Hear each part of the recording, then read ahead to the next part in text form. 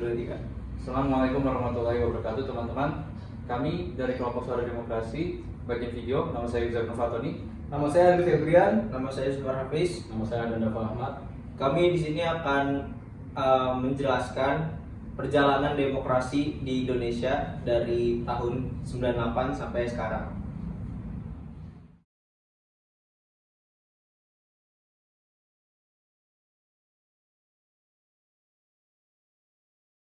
Yang rindu kemenangan, wahai kalian yang turun ke jalan demi mempersembahkan jiwa dan raga.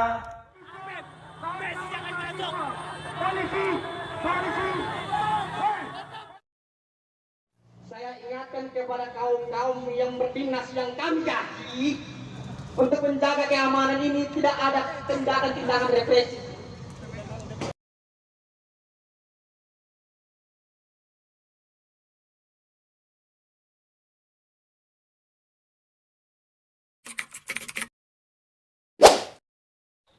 Indonesia merupakan negara demokrasi terbesar ketiga di dunia setelah Amerika dan India.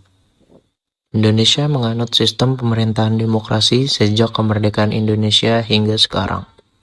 Dinamika perkembangan demokrasi di Indonesia cukup panjang, mulai dari demokrasi parlementer, demokrasi terpimpin, Orde Baru hingga reformasi. Ada banyak sekali masalah dan rintangan dalam perjalanan demokrasi di Indonesia.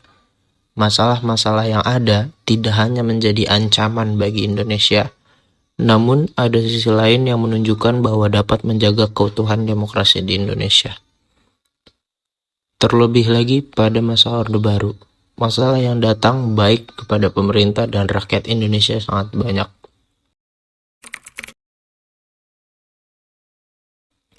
Orde Baru juga merupakan pemerintahan otoriter yang selalu diingat sebagai sejarah kelam masyarakat Indonesia. Demokrasi pada saat itu seperti tidak sepenuhnya demokrasi, karena pemimpin yang bertangan besi. Namun, tidak sedikit juga yang suka bahkan cinta terhadap kepemimpinan Soeharto karena prestasi-prestasi yang ia gapai. Orde Baru seringkali disingkat Orba, adalah sebutan bagi masa pemerintahan Presiden Jenderal Soeharto di Indonesia. Orde Baru menggantikan Orde Lama yang merujuk kepada era pemerintahan Soekarno. Akhirnya Orde Baru diawali dengan dikeluarkannya Surat Perintah 11 Maret tahun 1966. Orde Baru berlangsung dari tahun 1966 hingga 1998. Dalam jangka waktu tersebut, ekonomi Indonesia berkembang pesat meskipun hal ini terjadi bersamaan dengan praktik korupsi yang merajalela dan pengekangan kebebasan berpendapat. Dalam buku sejarah Indonesia modern 1200-2008, karya Merle Calvin Rickles, runtuhnya rezim Orde Baru terjadi di tengah-tengah krisis ekonomi, kerusuhan, dan pertumpahan darah di jalan-jalan.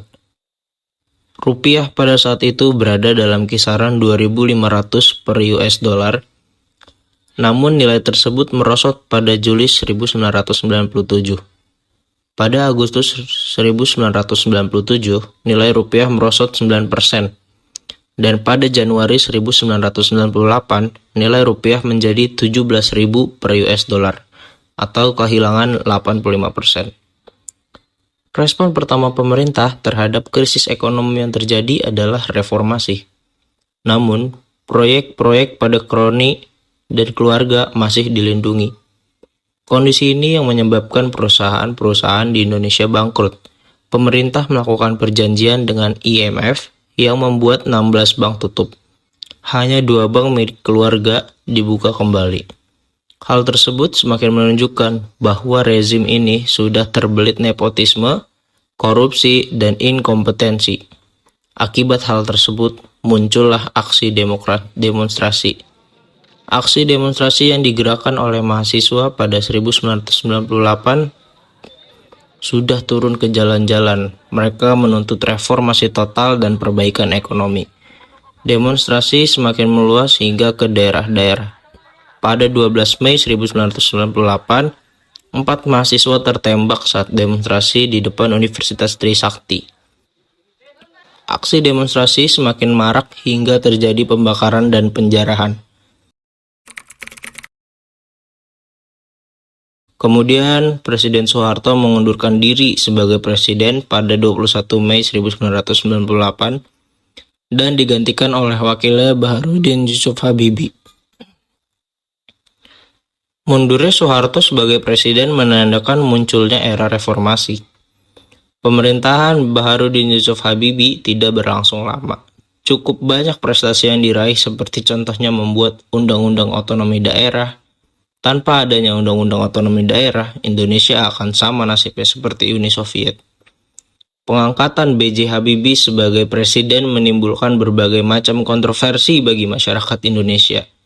Pihak yang pro menganggap pengangkatan Habibie sudah konstitusional. Pemerintahan Habibie mendapat kritik keras karena memperbolehkan diadakannya referendum Provinsi Timur Timur yang sekarang menjadi Timor Leste. Pada masa kepresidenannya, Timor Timur lepas dari Indonesia dan menjadi negara terpisah yang berdaulat pada 30 Agustus 1999. Akhirnya, pada sidang istimewa MPR 13 November 1999, pidato pertanggungjawaban Habibie ditolak MPR. Kepemimpinannya pun berakhir, dirinya kembali menjadi warga negara biasa, kembali pula hijrah bermukim ke Jerman. Setelah era Presiden Abdurrahman Wahid atau yang dikenal dengan sebutan Gus Dur, kekuasaan presiden sementara dipegang wakilnya yaitu Megawati Soekarno Putri. Kekuasaan yang berpindah dikarenakan adanya hubungan yang tidak harmonis atau adanya pertentangan antara Gus Dur dengan DPR. Dan MPR menganggap itu sebagai tindakan yang melanggar haluan negara, sehingga mengakibatkan adanya pemberhentian kekuasaan Gus Dur oleh MPR yang membuat posisi presiden dipegang oleh Megawati Soekarno Putri dan wakilnya yaitu Hamzah Has. Setelah kala itu, MPR melakukan sistem voting dalam pemilihan wakil presidennya. Demokrasi di Indonesia ini melaksanakan sistem pemerintahan presidensial yang dimana presiden dan parlemen mendapatkan kedudukan yang setara, sehingga keduanya tidak dapat saling menjatuhkan. Meskipun begitu, ini berbeda dengan kasus Gus Dur yang dijatuhkan oleh badan parlemen. Pada masa Presiden Megawati Soekarno Putri dan wakilnya Hamzah Has, Presiden selalu diminta pertanggungjawaban mengenai pembangunan di Indonesia oleh MPR dengan mengadakan sidang umum setiap tahunnya. Selain dari adanya sidang umum yang dilakukan oleh MPR, pada kala itu juga MPR mengadakan beberapa perubahan UUD 1945 atau yang dikenal dengan amandemen UUD, di mana telah terjadi perubahan amandemen sebanyak 4 kali, membuat adanya banyak pembaruan dan penambahan terhadap pasal-pasal UUD 1945.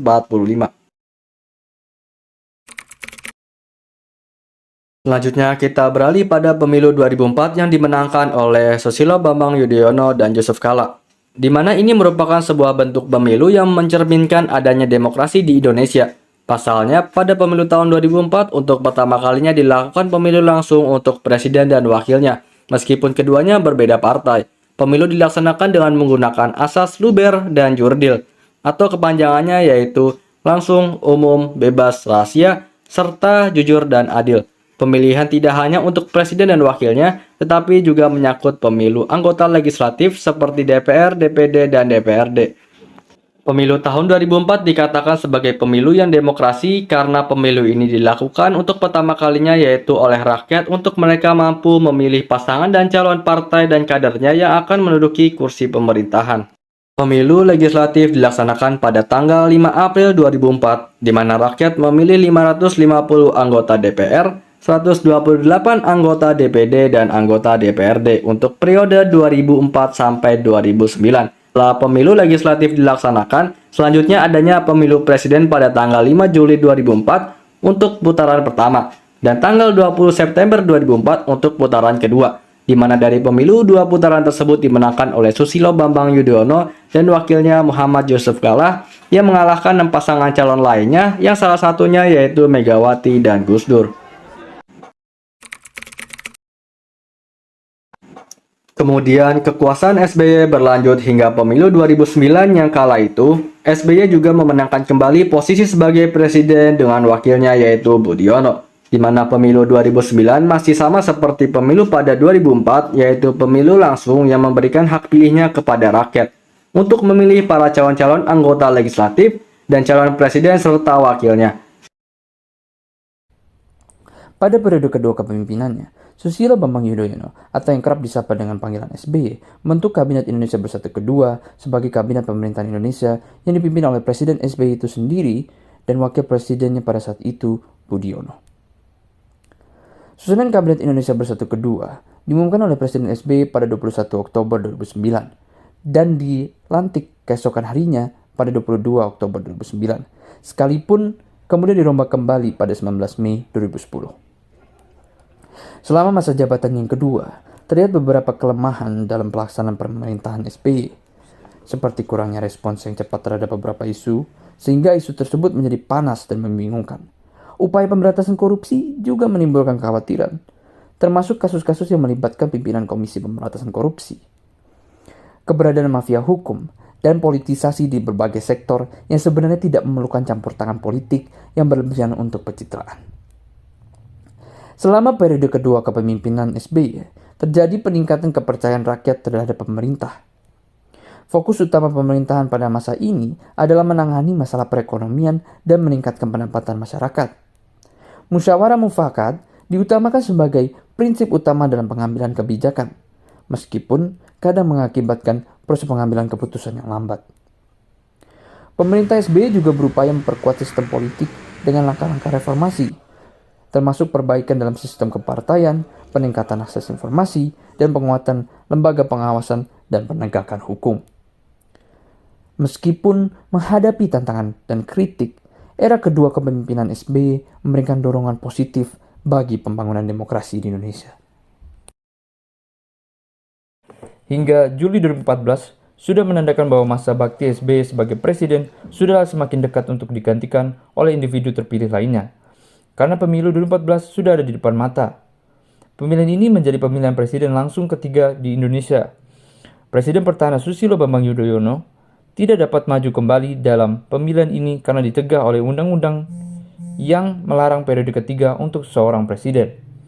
Hal ini seakan menjadi pertanda halus bahwa era reformasi bukanlah seperti era-era sebelumnya, dan seakan menjadi pemberitahuan khusus kepada rakyat-rakyat Indonesia bahwa demokrasi akan menjadi lebih baik untuk kedepannya.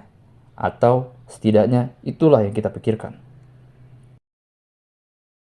Menurut Undang-Undang Pemilu 2008, hanya partai yang menguasai lebih dari 20% kursi di Dewan Perwakilan Rakyat atau memenangi 25% suara populer dapat mengajukan kandidatnya.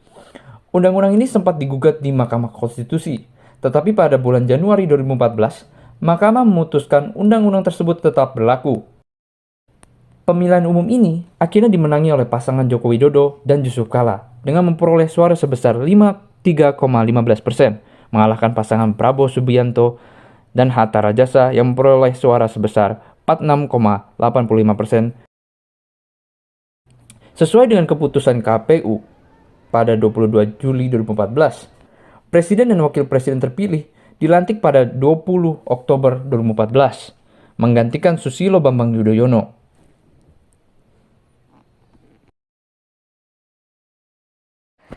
Selama periode pertama kepemimpinan Joko Widodo sebagai presiden, pemerintahannya menghadapi sejumlah tantangan dan kritik. Salah satu perhatian utama adalah penanganan kasus korupsi yang mendapatkan tingkat kepuasan rendah dari masyarakat. Penegakan langkah-langkah anti korupsi, termasuk mempertanggungjawabkan penjabat korup, dinilai kurang memadai. Upaya pemerintah untuk mencapai kemandirian ekonomi dan mengatasi ketidakseimbangan perdagangan juga dianggap sebagai pekerjaan yang belum selesai. Selain itu, kasus-kasus pelanggaran hak asasi manusia masa lalu yang belum terselesaikan menyoroti perlunya perhatian dan kemajuan lebih lanjut dalam menangani isu hak asasi manusia. Adapun beberapa pencapaian dalam pembangunan infrastruktur dan pertumbuhan ekonomi. Namun, kepuasan publik terhadap penanganan masalah hukum dan hak asasi manusia oleh pemerintah mengalami penurunan. Berdasarkan survei yang dilakukan oleh Litbang Kompas, tingkat kepuasan publik terhadap kinerja pemerintahan Jokowi JK mengalami penurunan. Survei tersebut menunjukkan bahwa kepuasan publik di berbagai bidang seperti politik, keamanan, hukum, dan sosial juga mengalami penurunan sejak awal periode pemerintahan.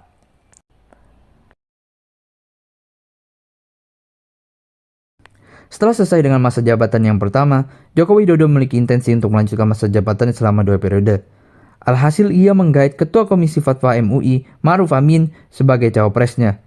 Dengan begitu, Jokowi bersama Koalisi 1 yang beranggotakan PDIP, PKB, Partai Golkar, P3, Partai Hanura, Partai Keadilan Persatuan Indonesia, Partai Solidaritas Indonesia, Partai Persatuan Indonesia bersaing langsung dengan Capres nomor 2 Prabowo Subianto yang memutuskan untuk kembali berpartisipasi untuk mencalonkan diri dalam Pilpres 2019.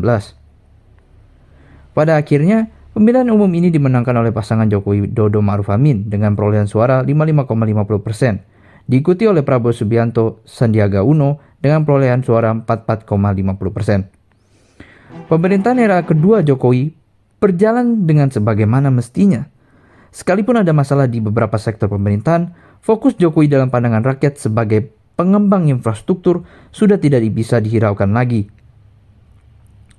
Selama pemerintahan Jokowi dan juga pemerintahan presiden-presiden yang terdahulu, terdapat satu pilar penting yang menopangnya, yaitu generasi muda. Karena tanpa adanya generasi muda, tentunya era seperti reformasi sekarang ini belum tentu terjadi.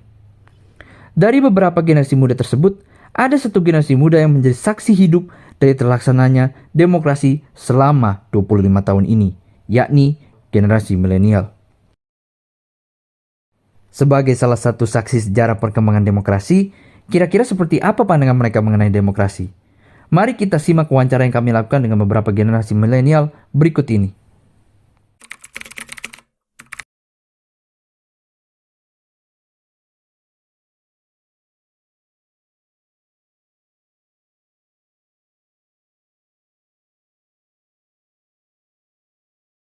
Pendapat Anda mengenai berjalannya demokrasi di Indonesia? Menurut saya, demokrasi saat ini sudah berjalan cukup baik.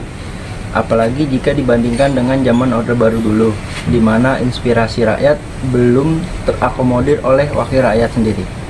Menurut saya demokrasi di Indonesia itu sudah cukup, akan tetapi masih ada catatan kecil yang harus dibenahi oleh pemerintah. Di Indonesia masih kurang baik karena masih banyak aspirasi masyarakat yang disampaikan ke dewan-dewan rakyat. Kasus-kasus seperti apa dalam pelaksanaan demokrasi di Indonesia yang merisikan Anda sebagai bagian dari masyarakat? Masih banyaknya wakil rakyat yang tidak mewakili aspirasi rakyat. Mereka masih terkonsentrasi pada kepentingan individu dan golongannya. Yang saya lihat di media mengenai UU ITE itu yaitu menurut saya tidak memiliki batas yang cukup sangat jelas. Mengenai undang-undang cipta kerja itu sangat merugikan bagi saya sebagai pekerja. Pandangan Anda mengenai berjalannya sistem demokrasi di Indonesia sudahkah sesuai dengan kemauan Anda sebagai rakyat? Menurut saya, demokrasi yang berjalan saat ini belum sepenuhnya optimal dan sebagian besar memandang rakyat hanya sebagai kendaraan politik. Menurut pandangan saya mengenai sistem pemerintahan di Indonesia itu sudah sesuai dengan keinginan saya sendiri. Sistem pemerintahan Indonesia sudah sesuai dengan yang saya inginkan.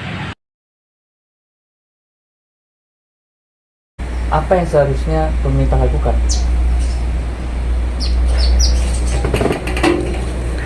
Untuk mengoptimalkan kinerja wakil rakyat, perlu adanya kesadaran mereka tentang tugas dan tanggung jawab dari wakil rakyat itu sendiri. Kebijakan yang saya rasakan yaitu di bidang infrastruktur seperti pembangunan jalan tol. Saya rasakan banyak yang merugikan bagi kami para kaum pekerja. Bagaimana pendapat Anda mengenai demonstrasi sebagai tonggak utama pelaksanaan demokrasi di Indonesia? Demonstrasi merupakan media bagi rakyat untuk mencurahkan aspirasinya yang belum diwadahi oleh wakil rakyat. Menurut saya demonstrasi di Indonesia itu sangat baik untuk menegakkan jalannya demokrasi di Indonesia. Ini sangat baik untuk menegur para wakil rakyat agar memiliki kepentingan yang sama dengan rakyat.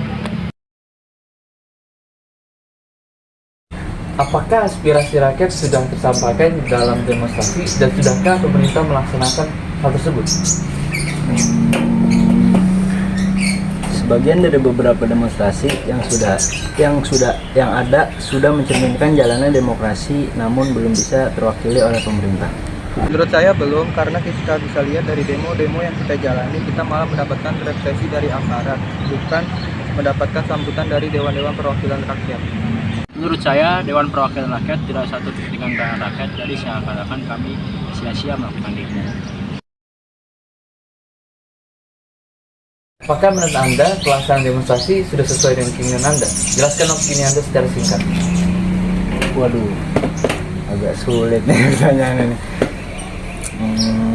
Menurut saya, sebagian demonstrasi yang ada dapat menjadi media keinginan yang belum terpenuhi.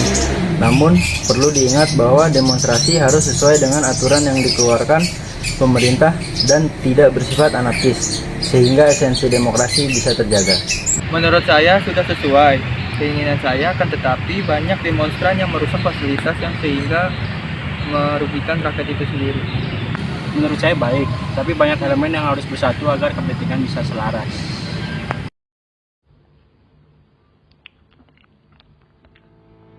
...25 tahun pasca reformasi.